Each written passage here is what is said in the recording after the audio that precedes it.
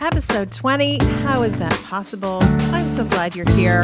We're going to talk to interior designer Jackie Glass about renovating for yourself and how challenging that can be. That's happened to all of us, right? You're going along great. You're feeling really positive. When it comes to a client's renovation or decoration project or a staging project, you know exactly what to do. You're very quick with your responses. And yet when you turn the tables and you're the one who's getting an exciting new design or decorating project, suddenly you second guess every single decision you make to the point that you honestly start thinking about hiring another designer to do your job, right? I've been there. I felt exactly the way you do.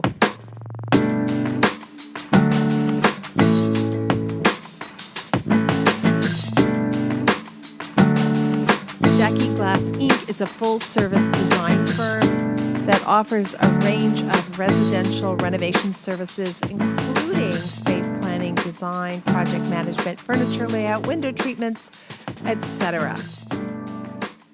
Jackie is very well known in the interior design industry. She has renovated, decorated, you name it, more than 100 projects for clients who love her enough to hire her again and again. And that's really the ultimate gold standard, isn't it? Clients who want to hire you again and again. Jackie kind of stumbled into the business like a lot of us did. Her older sister decided to move her bedroom up into the family attic. And that meant, new bedroom for Jackie, much bigger. What was she going to do? And she discovered that she was really quite good at decorating and felt a lot of empowerment by taking control of her space.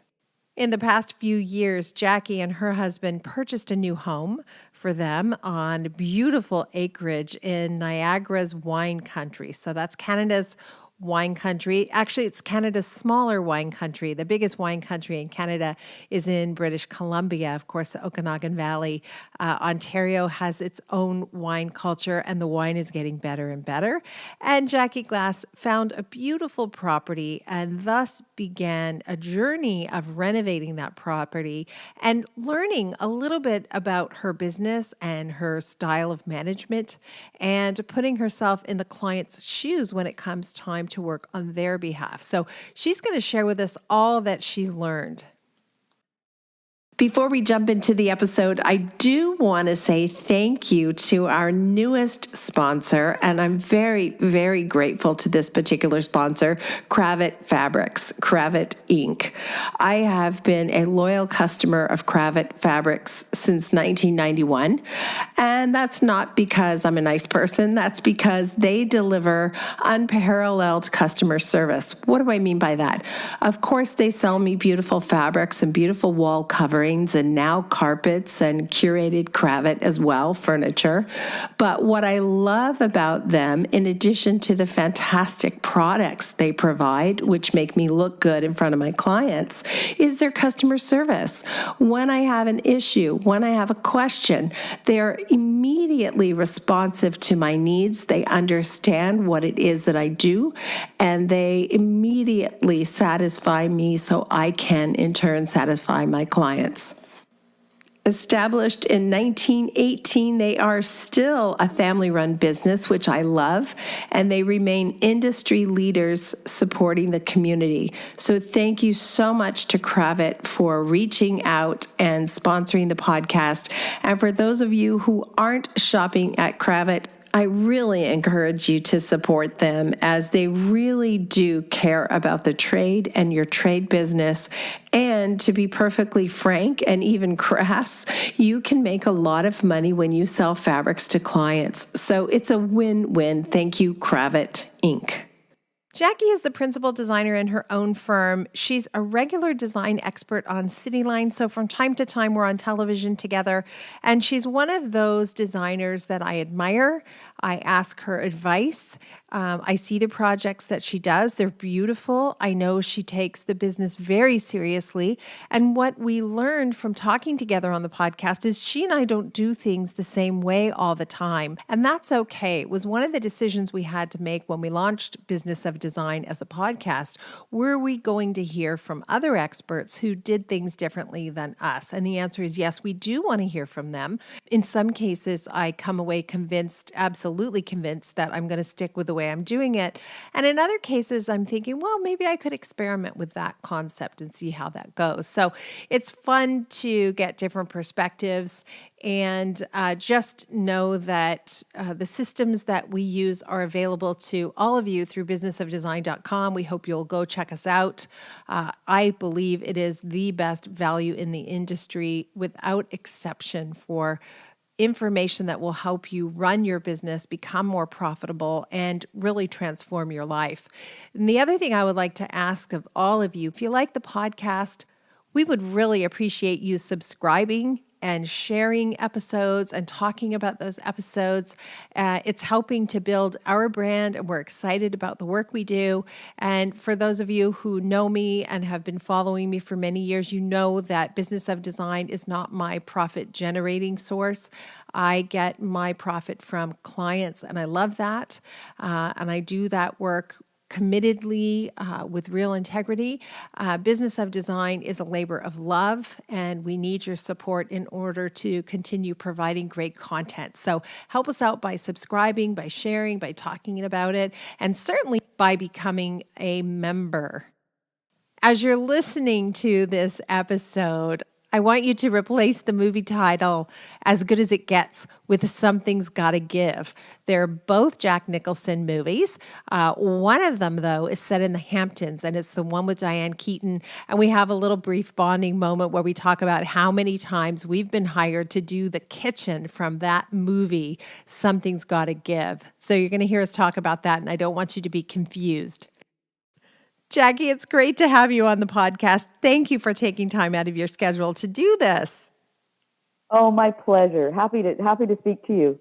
I hope everybody will Google Jackie Glass and see some of the spectacular work she does. I'm a big fan, and we want to hear how renovating your own space, your own home, impacted you as a designer, and perhaps even allowed you to have more empathy for clients. I think there's a lot we can learn here. So why don't you start by telling us about your project? It sounds like it was really exciting. You know, it's been quite a journey, and it'll be almost 2 years at the end of the summer that we made the move from the Oakville area into the Niagara Escarpment area. And it was a beautiful property, 12 acres that we fell in love with. The house on the property was a dated mid-century modern. It had really good bones, but needed a lot of work. And so we originally said, hey, let's just change the garage into a master bedroom. But it became so much more than that.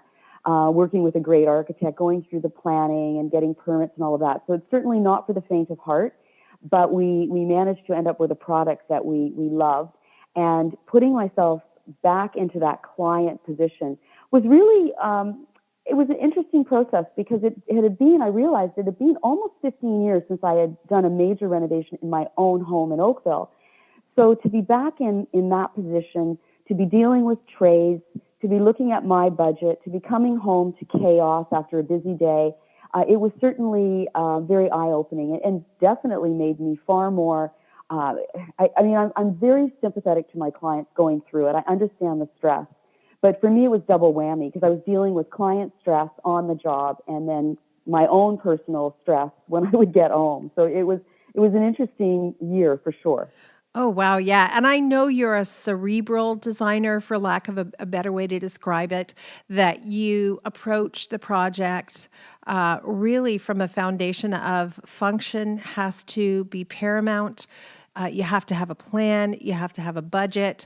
So can you break down some of those fundamentals for us and tell me how it's different when you approach those things for yourself versus a client? And I want to also say a lot of people are listening and saying, oh my God, I do great work when I'm working for the clients, but when it's for me, I second guess myself, I break the rules. So keep that in mind as you're telling us about planning and budget and all of those things that you tackle at the beginning of your projects.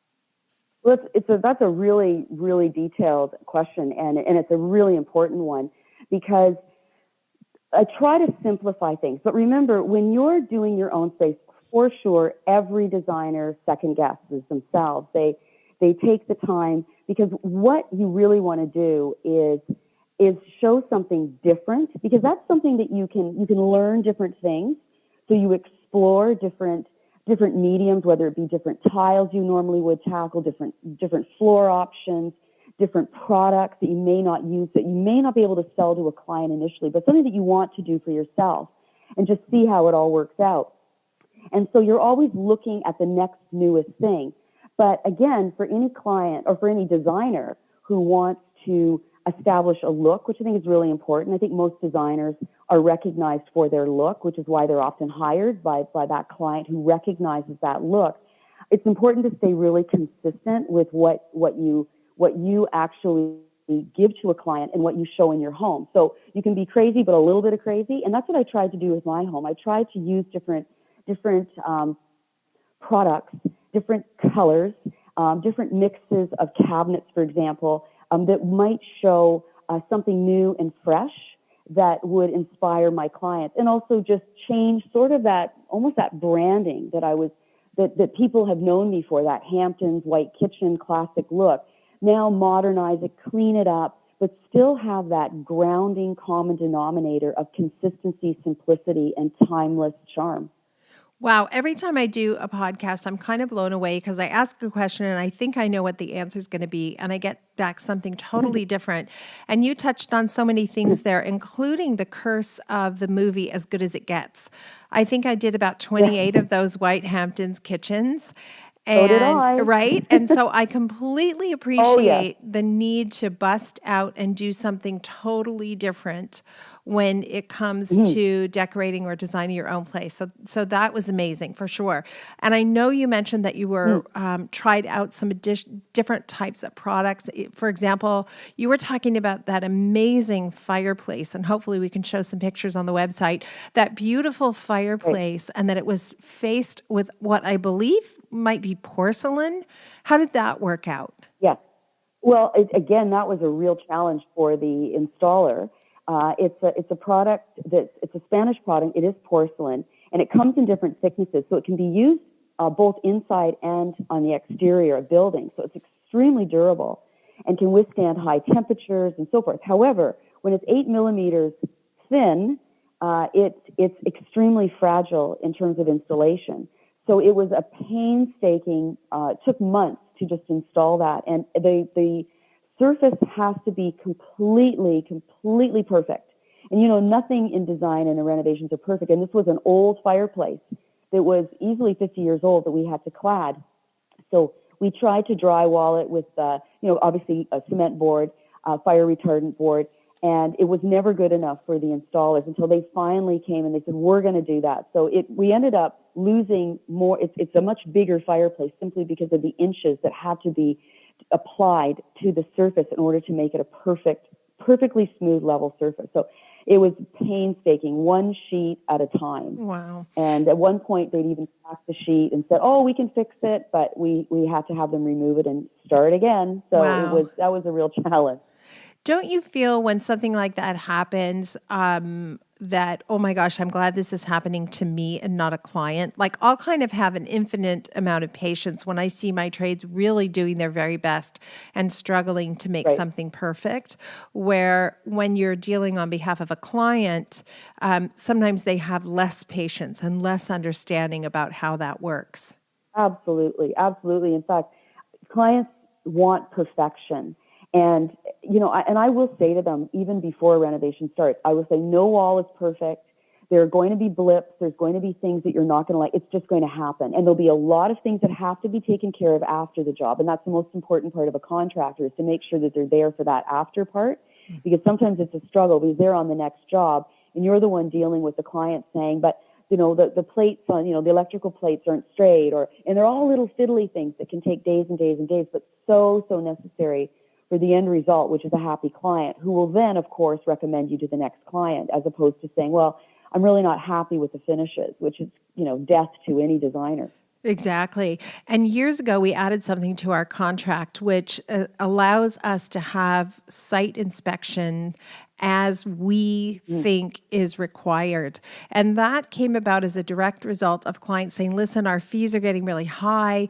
We don't want you to come on site. We'll handle it. We'll manage it. And then we would show up and find out, the finish isn't right. All the light switches are crooked, as you say. So we do give ourselves that advance permission with clients to go in and manage the project on a regular basis and make sure it's running smoothly. And it actually saves time because there's none of that follow-up at the end then. Absolutely. It's a great thing to add to your contract for sure. You have to really dot all the I's, cross all the T's when it comes to a client, because again, you don't realize that you learn as you go what to add to the contract in order to make it fluid and to protect yourself more than anything. So true, so true. Okay, so getting back to this idea, do you understand, can you describe why it is you think we designers have trouble when it's time to renovate or decorate for ourselves? Because, all along we're all like, oh my God, it'd be the perfect job if it wasn't for clients. And then finally there's no client. And suddenly we're in a cold sweat panic because it's our money and our project. What do you think that's about? Well, it's kind of funny. I'm when you're your own client. I mean, you think, okay, you do it every day, so it's pretty rote.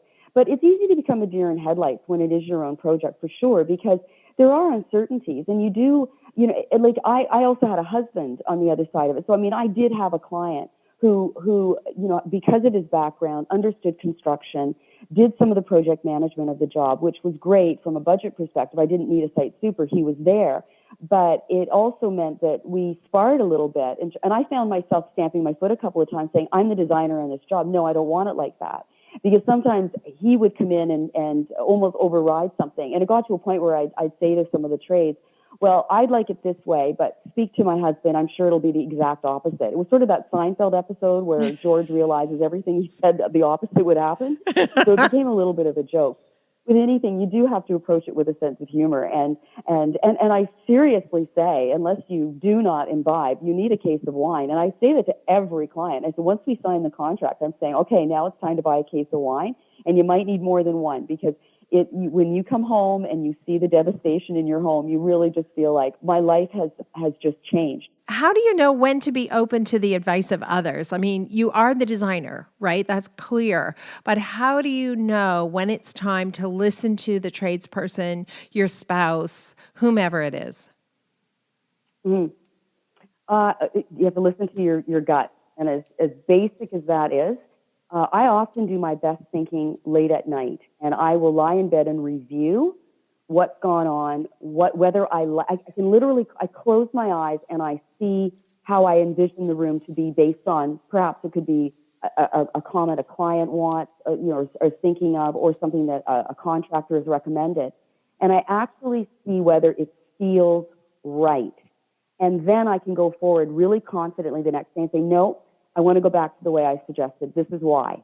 And and it is really, I mean, if a client insists, I think there's that point where every designer has to acquiesce and say, okay, it's the client's home. I will, not grudgingly, that's not the word, but I will tactfully retreat to my corner and say, okay, I didn't win this battle, but I will win the war, and carry on, because it's not earth shattering usually, but it does, if it's really going to affect the overall vision, you definitely have to sit back, catch your breath, and then be the designer and really emphatically make the decision with the client and prove to them that it's right. And when it comes to yourself, who do you use as a sounding board? Like, I know you have people on your team.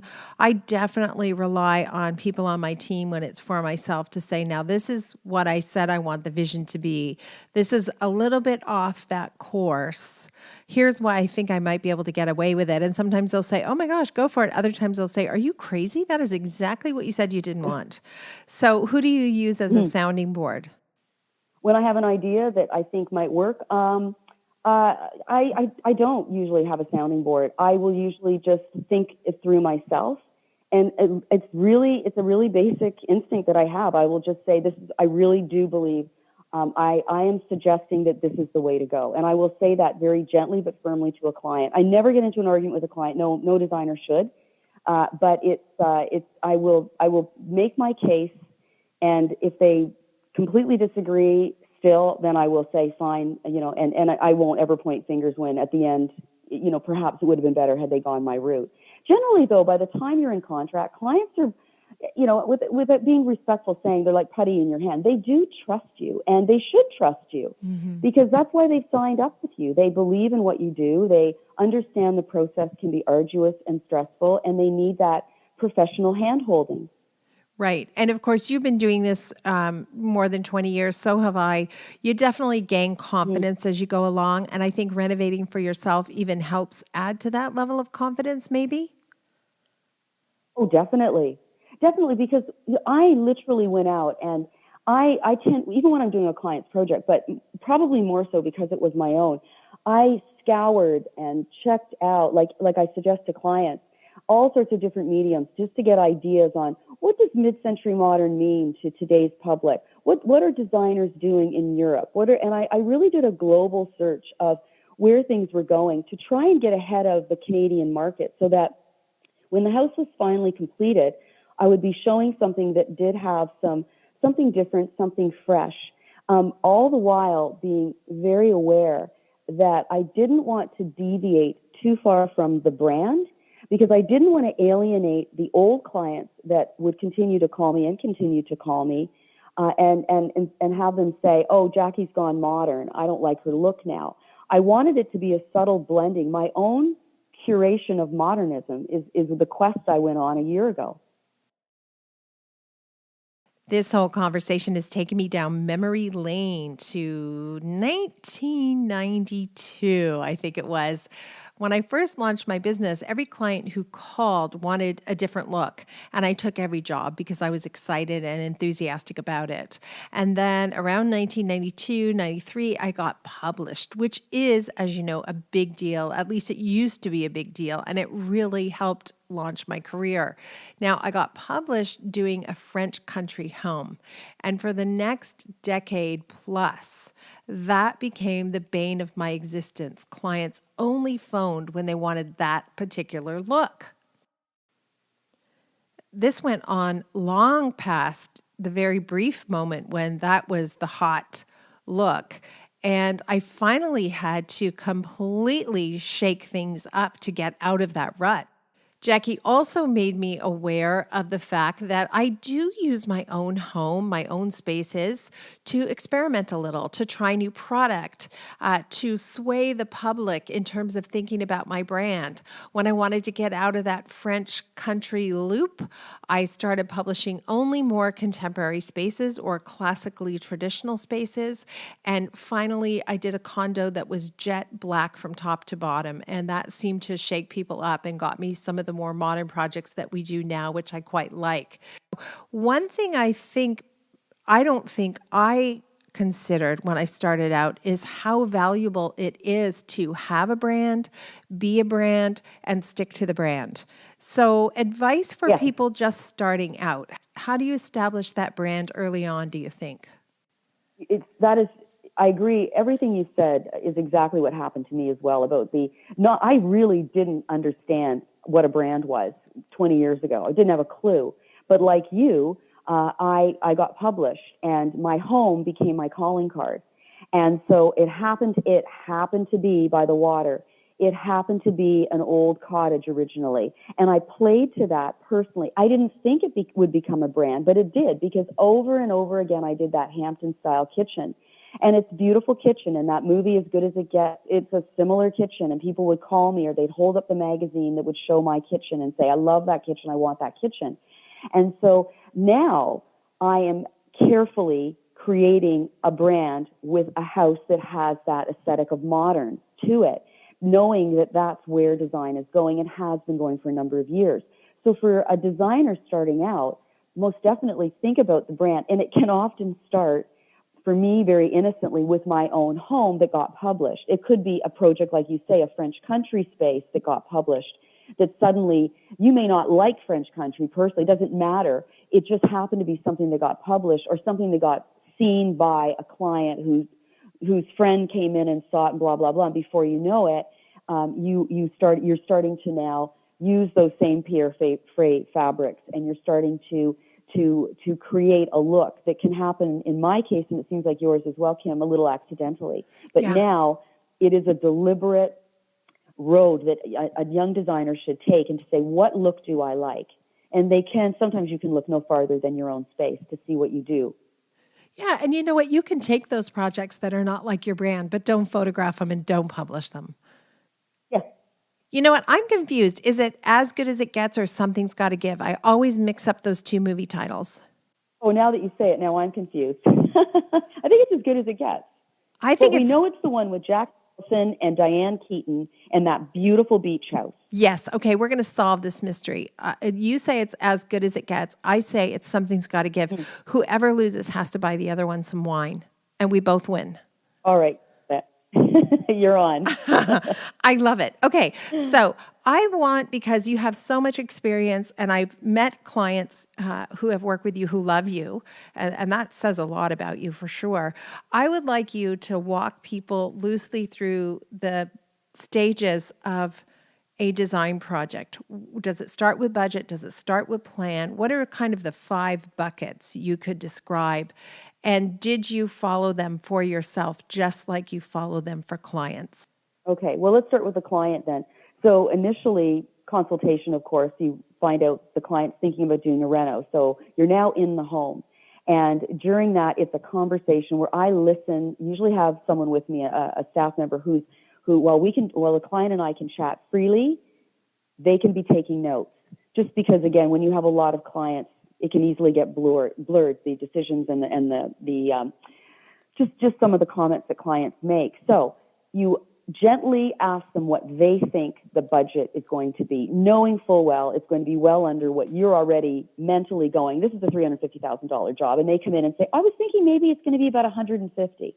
And so you immediately try and get that information from them. So speaking to the client, listening to the client, and then trying to narrow down the scope of work. Because the next thing I do is I now try and work pretty darn fast because it's a competitive market. So the next thing I try and do is I bring in a contractor and I bring in my kitchen people. Like I like them to do hand measures straight off the bat, so that we now have a concept that we can give a client to get them interested, to get them excited. So all of that is done, and it usually, I'll be honest, I usually lose money on the consultation fee, but I've decided and have been doing it for a couple of years now where that doesn't matter. The consultation fee is merely a way to get in the door, and then the next thing where you're going to really make your money is moving quickly, getting them drawings, getting them connected to you and to your people, and getting the contract signed. So I've become a little more cutthroat in terms of it's a business, it's a process, and get to it quickly. Then I start to entice them whilst the contractor is putting together his numbers by giving them inspirational images. And I usually suggest they give me the same. So then they will feed that to me via email over the course of a few days or a week or what have you, usually post-consult. Then we go through that process where I start giving them, this is how I see your space. And then we continue on. But remember, loyalty, it's not always there 100% because it's a really competitive market.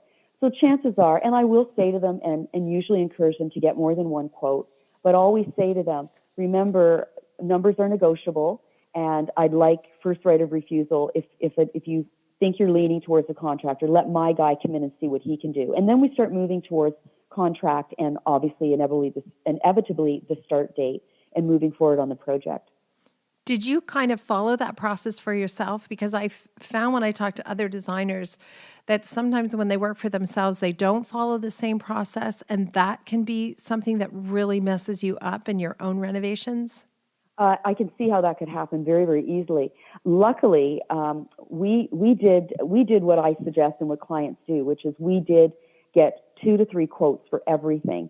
I also was very fortunate to be living with the project manager. So my husband literally did a spreadsheet. He's very analytical.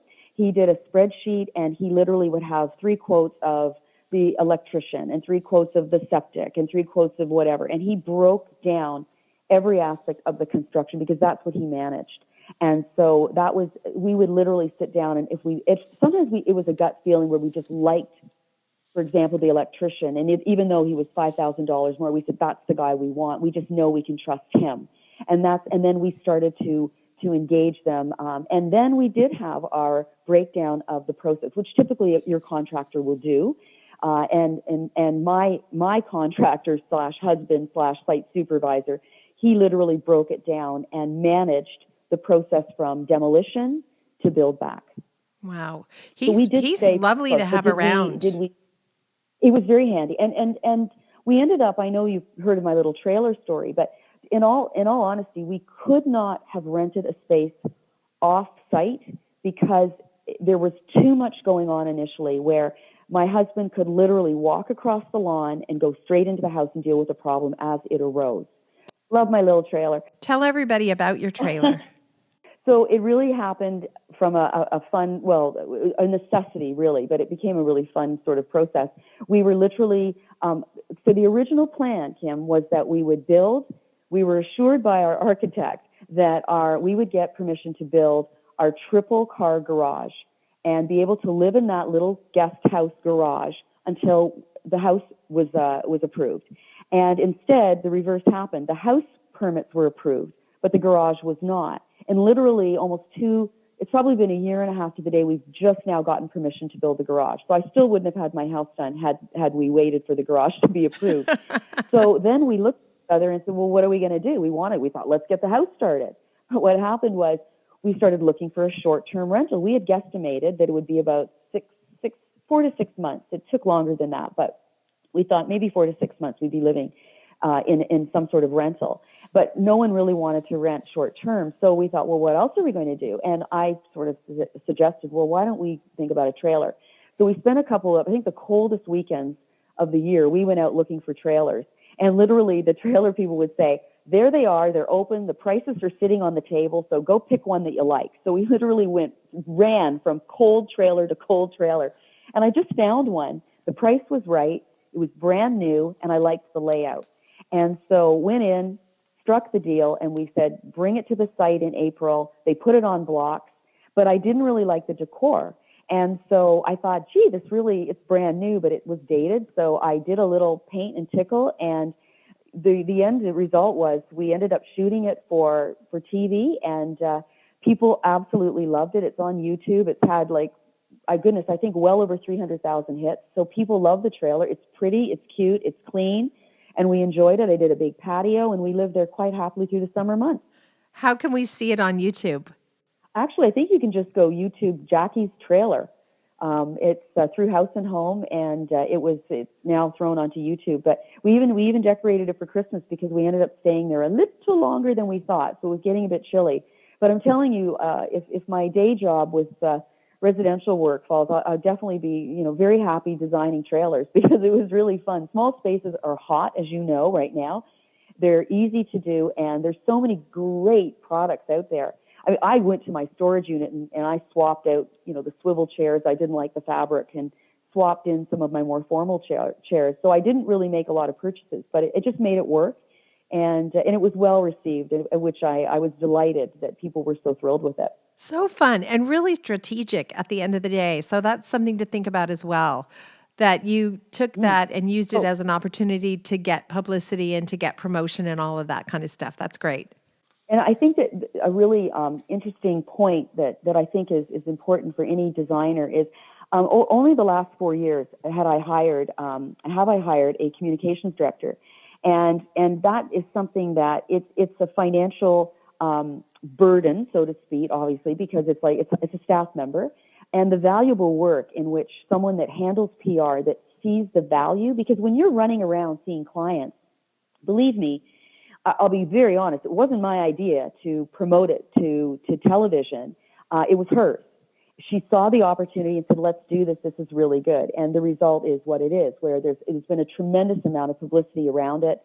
We did the Christmas story with it, which added. We did some newspaper, picked up the story as well. So it really started to amp up and gain some publicity and some notoriety simply because she saw that opportunity. So it's possible whether you can hire someone full time or whether you can even employ someone. When you see an opportunity like that, and see whether you can increase your own publicity and your own brand by something like this. That's such a great idea. And you really do need a word of mouth referral on that person and the merits of their approach. I know your communications director, and she's worked in publications, print media for a long, long time and really knows the business. So you want to make sure you're getting someone who's got connections and already knows how the wheel Absolutely. gets greased, right? You got it. You've got to have someone who knows. You can't, I mean, I love to hire young staff. I always have.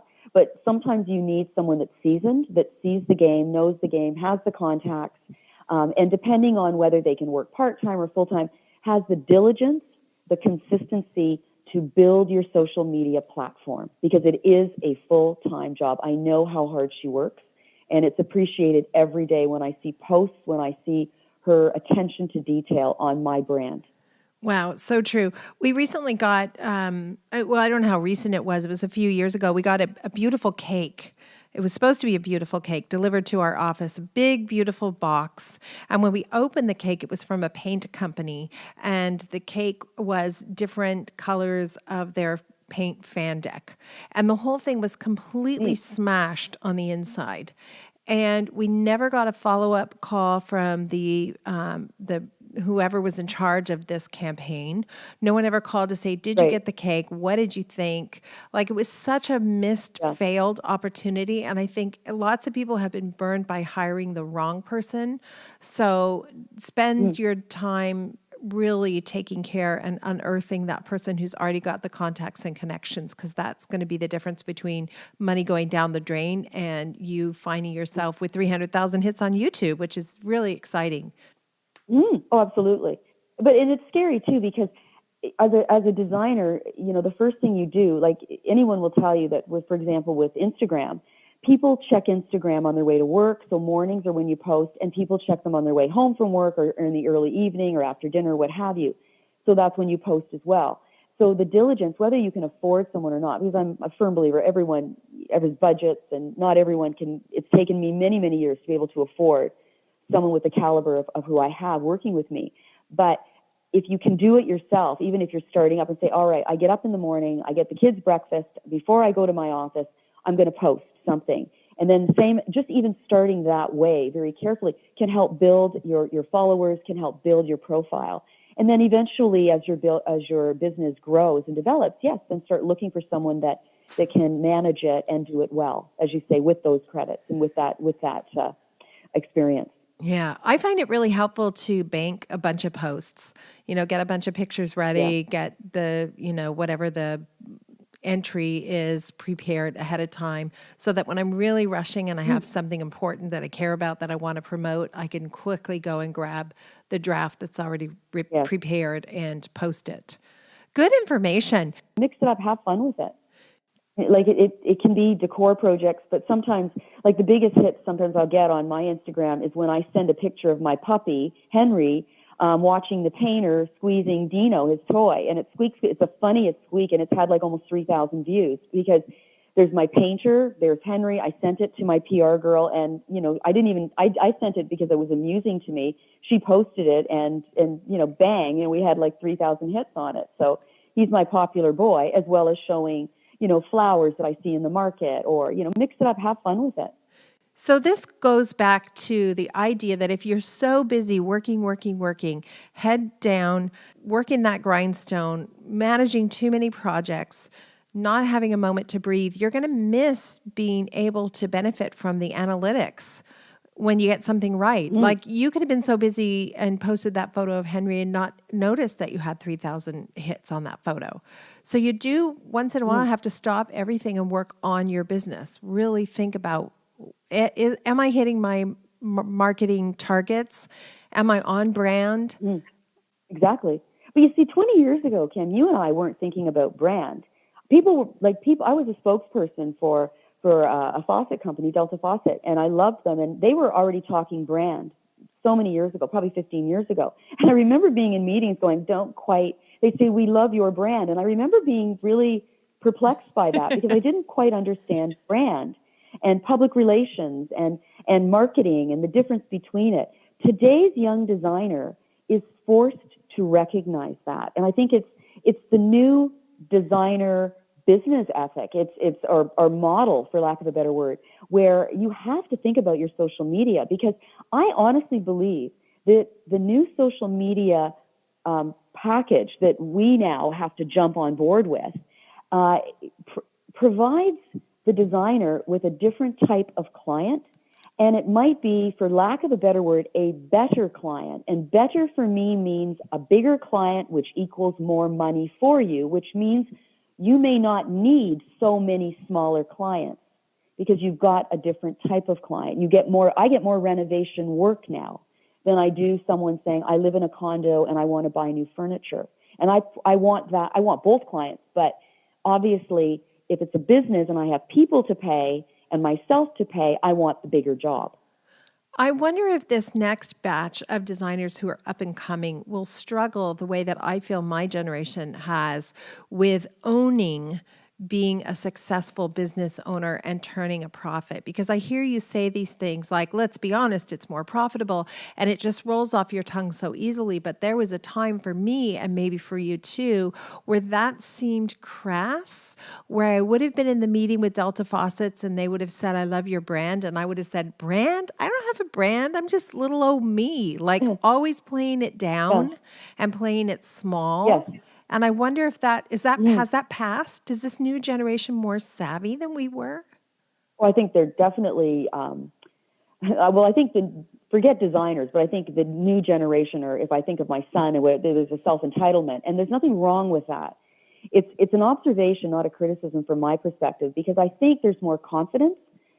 Even young designers coming out, their expectation of salary is very bold, as opposed to 10, 15 years ago, the designers coming out of design school, colleges, post-secondary, facilities, where they will say, where they will accept, more of an entry level salary, as opposed to the designers coming out now. And I think there is a confidence there. I see it, and I think it's fantastic, because it's become so cutthroat. Look at, you and I, we've had these years. We see the way this industry has moved. The client is savvy. I was saying that 10 years ago. Well, if I said that 10 years ago, imagine what the client is today, inundated with Pinterest and just social media and stars that are becoming designers that are on House and you've got Ashton Kutcher designing, for goodness sake.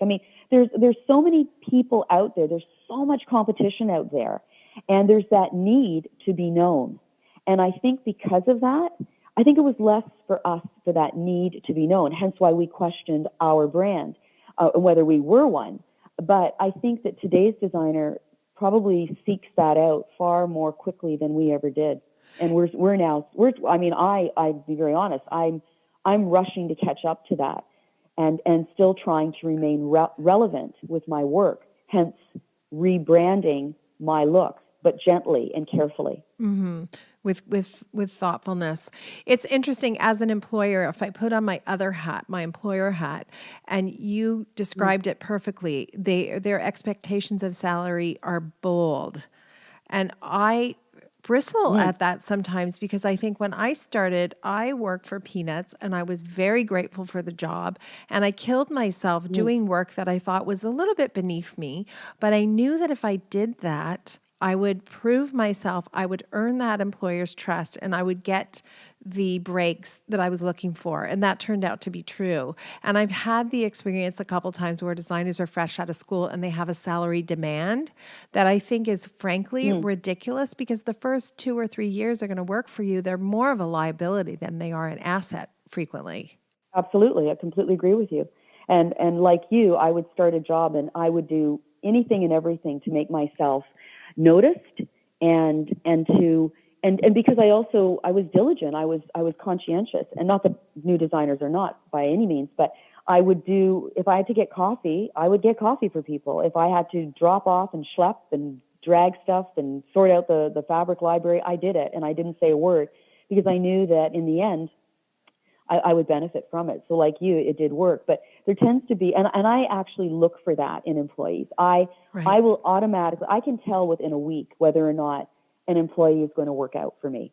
And I've learned as well, very hard for me, because I'm a bit of a softie, but I've learned that I need to let them go sooner than later, because I know it won't. If I'm already questioning why they didn't want, I had one young girl, and God bless her, but she refused to get out of the car and grab coffee because it was too hot outside. Oh dear. Oh dear, No Buttercup. way to What stop. are we gonna Everybody are wanted you gonna that. melt? Yeah, exactly. And Wow. I just thought, okay, we've got a little bit of a princess here, and I thought, good luck to you. And thankfully, as I said, I severed the relation very quickly after that. I just, I had to. I just thought she's not a team player. She's not a team player, so Oh my gosh. I knew it we didn't work would out. have too much to talk about and not enough time. So you're gonna come back and do another episode, right? Yes, I am, absolutely. Okay, good. Before we end though, I usually do like kind of a rapid fire value bomb thing at the end, just really brief statements that are constructive and helpful to everybody listening. And you went down this topic or down this path of talking about hiring and knowing if it's a right fit. Off the top of your head, if you had to go back and start again and hire your first hire, what would that look like? Oh, well, I've been pretty lucky with my hires. So I get someone, if we're looking for qualities that I look for, I would be looking for someone who's excited, has great ideas, knows her CAD, knows her computer really well, and not just being able to do invoicing and being able to really quickly turn that around, conscientious and friendly and willing to learn, not wanting to be the lead, understanding that there's a process and you will not be a lead for a long time. Oh my gosh, yes. I remember having a junior designer on staff and she just started with us and we were in a client meeting and she said, I wouldn't do it that way. And I thought, wow, you're just not going to be doing it anyway with me. I mean, that to me, that was kind of a gross lack of common sense. And her idea may have been brilliant, but it wasn't, but it may have been. But to do It's it totally that way, inappropriate. yeah, completely inappropriate. So I think it's important as you're thinking about hiring to know what your deal breakers are. I know there's a decorative artist that I work with, and one of her deal breakers is for people she hires under her, other artists that she will sublet to work on client projects. If they pull out their business cards and give them directly to the client, that's a deal breaker for her. So she lets them know that. Yes. So that's another good Mm-hmm. thing to kind of tell them what your hot points are, the kind of, what you're looking for long term, I guess. Well, it's funny. A hot point for me is interesting is when your staff or someone will offer to do something for you without being asked. So they've got, I remember one girl who became my assistant, and I just loved her. But she originally had started out in a very administrative role. And I remember I was knee deep in work, and she came into the office and she said, "Do you want me to return those fabric bolts for you?" She's my new assistant. She was Exactly. thinking for me. Yeah, anticipate your needs and all that kind of stuff. A lot of people listening Mm. to Business of Design will know Cheryl, who's worked for me for more than a decade now.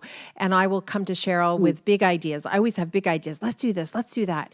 And Cheryl is the voice of reason who will say, "That sounds great, but Kimberly, do you remember that you want to take Fridays off in the summer? I don't think we can make this work with you having Fridays off in the summer." And I'll say, "Oh, well, maybe I can skip the occasional Friday." And she'll say, "No, no, actually, no, you're not going to. We're True. going to stick to the That's true. plan. I'll put this on my list of things to discuss in September. Have a good summer. Bye Yeah, bye." So you do want you people got it. who manage you and take care of you. And conversely, of course, you manage them and you take care of them as well. So we need all the support we can Definitely. get, don't we, in this business? It's not an easy business. No, no, it's not. It's not. And I always used to think there's a snobocracy of design where designers, when you're doing big projects, and particularly when you're working with other designers, there's this really cloak and dagger thing. And I'm a sharer. Like I'm a team player. I like to sit down with my staff and say, "What do you think about this?" Sort of like you do. And when you're the competition from designer to designer is it saddens me a little, because it is a wonderful network of creative people who should be willing to share ideas, and often that's not the case, because it's like, I want to be better than you, and I think really it should be, I just want to be known for my work, I do good work, and nothing pleases me more than when someone says, I love your work. And I think that that's what every designer at the end of the day, when they hang up their hat and retire or whatever, should say that's really what it was all about, that I did good, solid design work that my clients will love and are loving for a long, long time. Yeah. My nephew's company, Nation Builder, really, really cool company, but one of their mottos that they live by is we'd rather be better than right. And I Yeah, think about that great. a lot in design. So I Oh, tell clients, if your idea is better, we're going with your idea. If the painter's idea is better, we're going mm, with his idea. The best idea yeah, wins and everybody benefits. exactly. And that's just being smart. It's just being smart. Leave your ego at the door. I used to say that to my girls. There was a time years back, that there would be this, and hey, I'm thrilled that they felt the cachet of working for Jackie Glass, but no, you treat everyone with respect, and you don't put your nose in the air and say, I work for, like, it's, you just do your job and you make your client happy. That's really, in the end, what it's all about. Wow, great advice all the way around. I look forward to talking to you again. Thank you so much. And by the way, I'm going to check out that trailer video right now before I forget. Great to talk to you. You too, Jackie. Take care.